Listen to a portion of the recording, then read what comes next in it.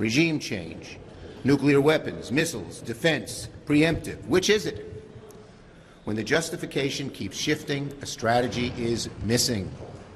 There is no strategy. 6 American service members are dead. And when talking about the tragic loss of our brave service members, what did Trump say? Quote, he said, "There will likely be more before it ends. That's the way it is." Trump is using America's sons and daughters as pawns in his endless war. That's the way it is. The conflict is widening. Oil prices are already skyrocketing. Wars without clear objectives do not remain small. They get bigger, bloodier, longer, and more expensive. This is not a necessary war. It's a war of choice. Americans don't want another endless war. They want us to pay attention to lowering their costs. Donald Trump promised lower costs and no more foreign wars. Instead, he has given us higher costs and a new costly war in the Middle East. It is hard to imagine a more straightforward betrayal.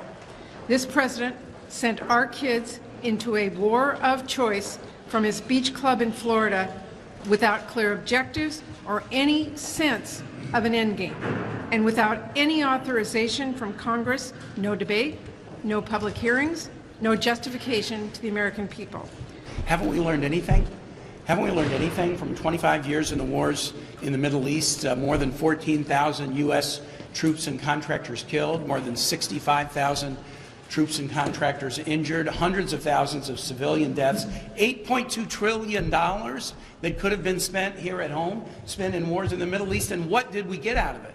That's what my military state is asking me. They're asking me about their kids who were deployed on the Ford Carrier Strike Group overseas. They went to the Mideast. They then were told by the president to go to the Caribbean, now back to the Mideast. It's going to be the longest carrier deployment likely in recent history. These sailors who haven't seen their families on a ship that is not in great shape, that needs to get back in port.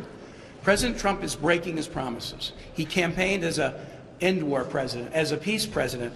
Gas prices are up, utility bills are up, grocery prices are up. All while Republicans are giving billionaires handouts. And you know what's expensive? A war with Iraq. So earlier today, there's already a tracker on the projected cost of the war in Iraq. And it's going up $2,500 a second. It's well over, I think, $2.5 billion. Somebody can correct my math on that one, but it's been an hour since I last checked, so it's a lot more expensive. So instead of focusing on lowering costs at home, we're drifting towards another open-ended conflict in the Middle East, where 6 Americans have already been killed, 3 jets have been shot down by friendly fire. These losses are not just financial. We all know that have served in war. They're borne by families that receive a knock on the door in the dead of night. Congress must act now to check the president's power and choice of war and refocus our efforts on lowering costs for the American people and keeping our troops out of unnecessary danger. Our generation of veterans, so many will bear the cost for as long as they are alive, of the last Middle East regime change wars, the forever wars that so many of us served in. Those too, especially Iraq, justified by lies. And what are we seeing? Billions of dollars spent, 6 Americans dead, more wounded. This administration has no problem finding billions of dollars to go fight a war the American people didn't authorize, while taking health care away from people, while taking away food stamps, while taking a sledgehammer to the VA that we will have to fight them to fund when these folks become veterans and come back home, who need health care and benefits that they've earned. That's who these folks are. This isn't a war for America. This is Trump's war for Trump.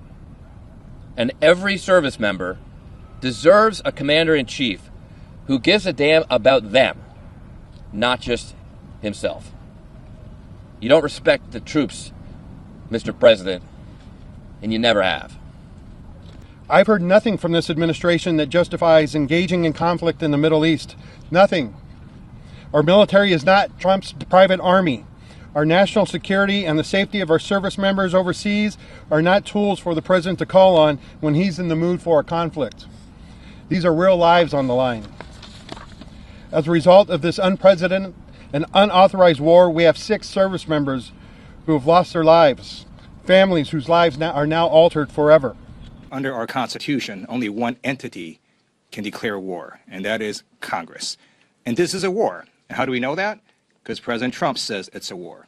The Secretary of Defense has said it is a war. And our Constitution is very clear. I served in active duty United States Air Force for 4 years, and then additional 21 years in the reserves. I also taught the law of armed conflict. Only Congress can declare war. And this war right now is illegal because Congress never approved it.